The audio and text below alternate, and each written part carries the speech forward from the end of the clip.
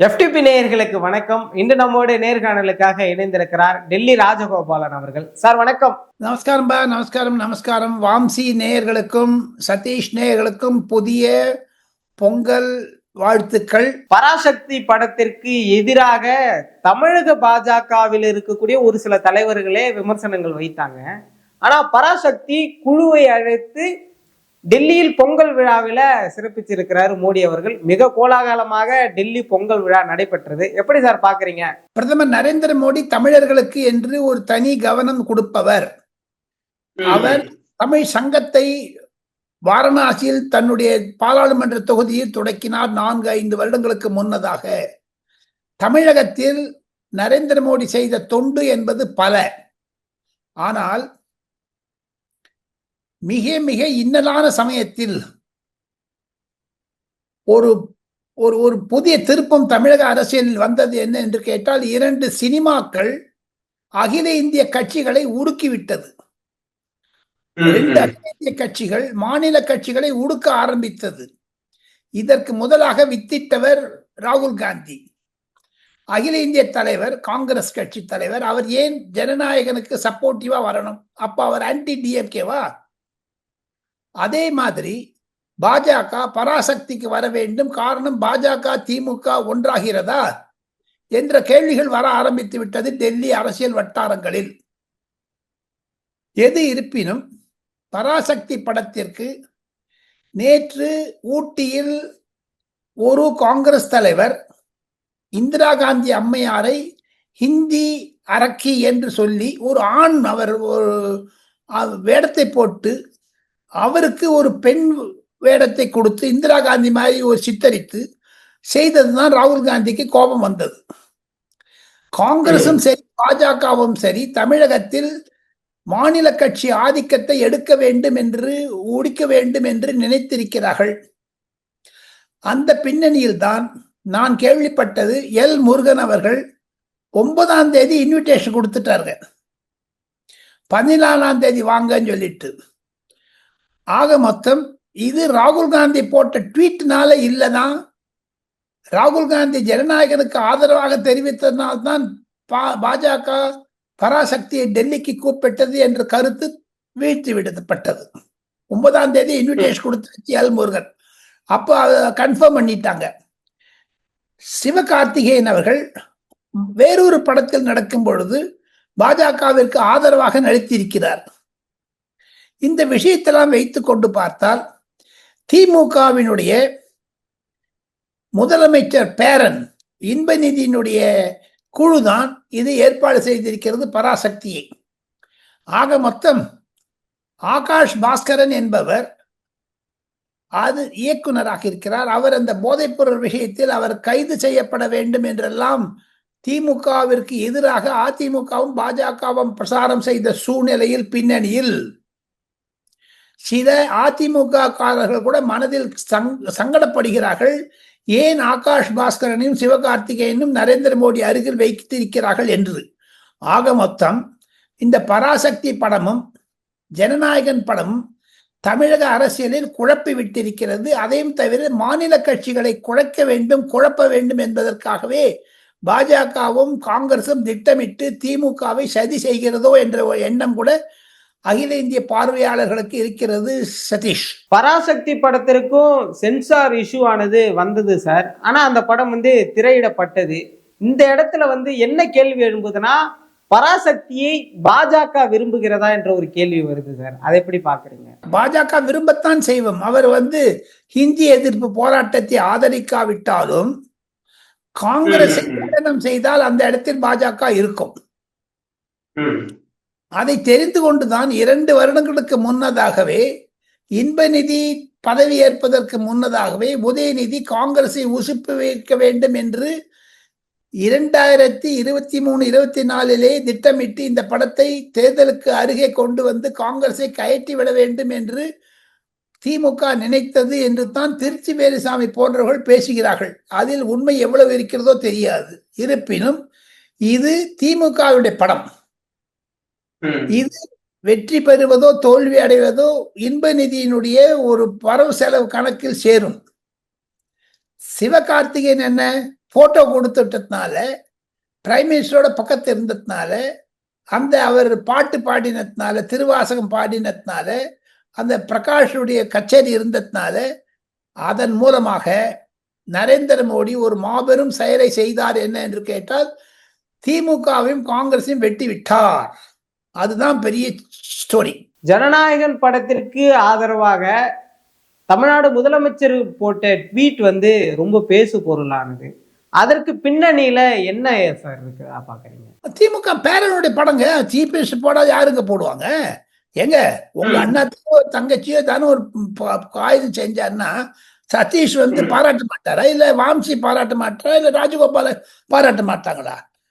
தன்னுடைய பேரன் எடுத்துக்கிற படத்துக்கு பாராட்டு தெரிவிச்சிருக்காரு. அதுல ஒரு குஷியில் என்ன பண்ணிருக்காரு தெரியுமோ? ஜனநாயகன் படத்தை வீழ்த்த வேண்டும் என்று பாஜக முன்னேறினா திமுக அதற்கு ஆதரவு தரும். இப்ப வந்து அந்த பராசக்தி படத்துக்கு இன்விடேஷன் வந்த போது அவர் எடுத்துருக்க கூடாதுங்க சதீஷ். அவன் ரிஜெக்ட் பண்ணிருக்கணும். இது அந்த மாதிரி கலந்துட்டதுனால இப்ப திமுக ஒரு பேச்சு பொருளுக்கு ஆகிவிட்டது. பாருங்க, மு க ஸ்டாலின் போட்ட ட்வீட்டும் ராகுல் காந்தி ட்வீட்டும் சேர்ந்து பாத்தீங்கன்னா, நரேந்திர மோடி அந்த இடத்த பிரசன்ஸ்ல சிவகார்த்திகேயன் மீட் பண்ணது எல்லாம் டமால் ஆயிடுச்சுங்களே. சிவகார்த்திகேயன் அந்த விழாவிற்கு கடந்தது தவறு என்று தான் பல கருத்துக்கள் இருக்கின்றன, காங்கிரஸ்லயும் சரி திமுகவிலும் சரி. எங்க ஒவ்வொருத்தரும் அரசியல் தான் பண்ணுவாங்க. இது சரி சதீஷ், எல்லாருமே அரசியல் பண்ணுவாங்க. மு க ஸ்டாலின் சொல்ற மாதிரி அரசியல் கட்சி அவியலா பண்ணும், அரசியல் தான் பண்ணுவாங்க. நரேந்திர மோடிக்கு இருக்கக்கூடிய ஒரு ஆளுமை கடந்த 3 தேர்தல்களில் பாஜக வெற்றி பெற்று வருகிறது. 10 மு க ஸ்டாலின்களையும் 10 உதயநிதியையும் 10 இன்பநிதியும் பார்த்தவர் அமித்ஷா, நரேந்திர மோடி காம்பினேஷன். அதை வச்சு நீ அவங்ககிட்ட வாலாட்டினா வார நோட்டை நெருக்கி விட்டுருவாங்க. இந்த ஜனநாயகன் படமும் பராசக்தி படமும் குறிப்பா 2026 தமிழ்நாடு கட்சிகளுக்கு மிகப்பெரிய அளவுல உதவுன்னு பார்த்தோம். ஆனா இந்த படம் வெளியாகல, ஜனநாயகன் வெளியாகல, பராசக்தி வெளியாகி இருக்கு. இந்த படங்கள் வந்து தேசிய கட்சிகள் அரசியல்ல உட்புகுந்த காரணம் என்ன சார்? தமிழ்நாட்டில் சினிமா மூலமாக தான் அரசியல் நடக்கிறது என்பதை நரேந்திர மோடியும் ராகுல் காந்தியும் புரிந்து கொண்டிருக்கிறார்கள். அது எம்ஜிஆர் ஆகட்டும், ஜெயலலிதாவாக இருக்கட்டும், என் டி ராமராவ் ஆகட்டும், கமல்ஹாசன் ஆகட்டும், ரஜினிகாந்த் ஆகட்டும், சிவாஜி கணேசனாக இருக்கட்டும், அஜித்தாக இருக்கட்டும், யார் ஒன்னா இருக்கட்டும். இப்ப லேட்டஸ்ட் விஜய் சினிமா வழியா பூந்து ஆட்சியை பிடிக்க வேண்டும் என்று 2 தேசிய கட்சிகளும் நினைக்கின்றன. அதுதான் என்னுடைய கருத்து. தமிழக எம்பி மாணிக்கம் தாக்கூர் அவர்கள் வந்து ஒரு ட்வீட் போட்டிருந்தாரு. பாஜகவின் சங்கி குழு கொண்டாடக்கூடிய பொங்கலில் பராசக்தி குழுவினர் கலந்து கொண்டிருக்கிறார்கள், ஆனால் ஜனநாயகம் மட்டும் பிளாக்டு அப்படின்னு போட்டிருக்காரு. மாணிக் தாக்கூரை பார்த்த சிரிப்பு தான் வருதுங்க. அவர் என்னங்க போடுறது? அவர் வந்து ராகுல் காந்திக்கு மிக நெருப்பவா இருப்பவர். அகில இந்திய காங்கிரஸ் கமிட்டியினுடைய நாடாளுமன்றத்தில் கொரோனாவாக இருக்கக்கூடியவர், சீஃப் விப்பா இருக்கிறவர். அவர் வந்து ராகுல் காந்தி பேசத்தான் பேசுறாரு. டோட்டலா அவர் வந்து ஆன்டி டிஎம்கே. அவர் ஜோதிமணி, அந்த சுதா, அப்புறமா வந்து உங்களுக்கு விஷ்ணு பிரசாத், எல்லாருமே கொஞ்சம் இந்த சக்திகாந்த், செந்தில், எல்லாருமே அவங்கெல்லாம் எம்பி. அவனுக்கெல்லாம் 3 வருஷம் தேர்தல் வரத்துக்கு. ஆனா அவங்க மாற்றி எம்எல்ஏக்களை மாற்றி விட்டுறாங்க. அகில இந்திய அளவில் ஒரு மாணிக் தாக்கூருடைய ட்வீட் எதை நிரூபிக்கிறது என்றால், ராகுல் காந்தியுடைய எண்ணத்தை பிரதிபலிக்கிறது சதீஷ். இரண்டாவதாக, காங்கிரஸ் கட்சியில் இருக்கக்கூடிய எதிர்ப்பு, திமுக எதிர்ப்பை காண்பிக்கிறது. செந்தில் பாலாஜி விஷயமாக இருக்கட்டும், பராசக்தியாக இருக்கட்டும், ஜனநாயகனாக இருக்கட்டும், சென்சார் போர்டு மீது தாக்கம் கொடுக்கக்கூடிய ஸ்டாலின், ராகுல் காந்தி, மாணிக் தாக்கூர் மூவரும் உள்பட பராசக்திக்கு எப்படிங்க 2க்கும் தடை பண்ணாங்க சார். சென்சார் போர்டு ஹைகோர்ட்டுக்கு போனாங்க சார். எல்லாரும் பராசக்தியில சில கட் பண்ணிட்டாங்க சார். பராசக்திக்கு ஒரு கல்ல வெண்ணெய், ஜனநாயகன் வந்து சுண்ணாம்பா. ஏன் ஸ்டாலின் வந்து டிஃபரன்ஷியேட் பண்ணார்? அத்த வேற்றுமை ஒற்றுமையை பார்த்தார்.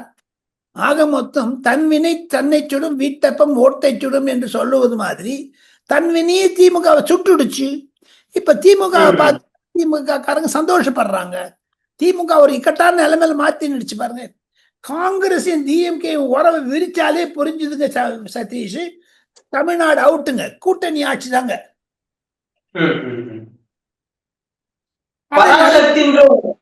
அதை நரேந்திர மோடியோ பாஜகவோ அமித்ஷாவோ நல்லா சேஞ்ச் பண்ணிட்டாங்க. இது திமுகவுக்கு மாபெரும் மூக்கொடப்பாகத்தான் இருக்குங்க. இந்த பராசக்தி படம் ரிலீஸ் ஆனதுக்கு பிறகாக காங்கிரஸ் மத்தியில ஒரு சலசலப்பு இருந்தது. ஒரு சிலர் வந்து எதிர்ப்பா ட்வீட் போட்டாங்க. ஆனா இது மட்டுமே திமுக கூட்டணிய உடைக்கிறதுக்கு ஒரு சாதகமான இதா இருக்குமா சார்? அது போகுதான் பார்க்கணும் சதீஷ். இப்ப வந்து சிவகார்த்திகேயனுடைய படத்துல வசூலா இருக்கதா இல்லையாங்கிறதெல்லாம் பார்க்க வேண்டாம். ஜனநாயகன் படத்துக்கு 49 கோடி ரூபாய் வசூலாயிரத்துக்கு டிக்கெட் புக்கிங். ஆனா பராசக்திக்கு 2 கோடி தான் ஆயிருக்குங்க. அதை வச்சு பாத்தீங்கன்னா விஜயோட பராசக்தி டக்கர் பாடு எழுத முடியாதுங்க. எந்த இது சுத்தி பார்த்தோம் 2026 பொது தேர்தலை சினிமா துறையிலிருந்து அரசியல் ரீதியாக பார்த்தால் ஒரே ஒரு கருத்து தான் ஒரு யதார்த்தம். அது உதயநிதிக்கும் விஜய்க்கும் இருக்கக்கூடிய சினிமா சண்டையில் இது மாபெரும் உருவம் எடுத்து விட்டது. இதில் விஜய் ஜெயிப்பாரா, உதயநிதி தோப்பாரா, விஜய் தோப்பாரா, உதயநிதி ஜெயிப்பாரா என்ற ஒரு கிராஸ் ஃபயர் தான் நடக்குதுங்க இந்த சினிமா சண்டை. நிச்சயமா சார், பல்வேறு விஷயங்கள் பேசணும், தொடர்ந்து பேசணும் சார். நன்றி.